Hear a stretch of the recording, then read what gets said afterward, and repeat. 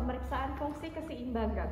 Ada beberapa tes yang bisa digunakan dalam menilai fungsi keseimbangan. Salah satunya yang biasa digunakan adalah tes kalori sederhana.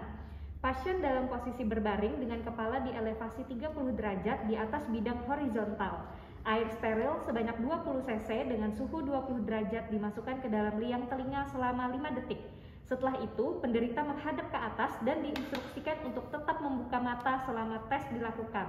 Nistagmus yang terjadi diamati. Normal akan didapatkan nistagmus selama lebih dari 2 menit dan selisih waktu nistagmus pada kedua labirin tidak lebih dari 20 detik. Tes ini bermakna bila didapatkan nistagmus kurang dari 90 detik. Selanjutnya dilakukan tes penghidu, di mana persiapkan alat dan bahan yang akan digunakan. Kemudian penderita diinstruksikan untuk menutup mata dan lubang hidung yang tidak akan dites. Kemudian letakkan bahan tes yaitu kapas alkohol di depan mid sternum kira-kira 20-30 cm dari lubang hidung yang akan diperiksa. Perlahan-lahan gerakan bahan tes dari bawah ke atas menuju lubang hidung yang akan diperiksa. Kemudian tanyakan kepada penderita apakah sudah mencium bau. Untuk interpretasinya yaitu normosmik, yaitu dapat menghidu dari jarak lebih dari 10 cm.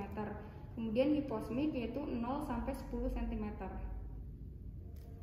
Kemudian anosmik yaitu tidak dapat mencium sama sekali. Selanjutnya dilakukan tes pengecapan, di mana yang pertama adalah persiapkan alat yang akan digunakan untuk pemeriksaan, kemudian atur posisi duduk dengan pasien, kemudian penderita diinstruksikan untuk menjulurkan lidah sementara dan hidung ditutup. Kemudian letakkan bahan tes sebagai berikut, yaitu untuk rasa manis letakkan pada ujung lidah, rasa asam pada kedua tepi lidah,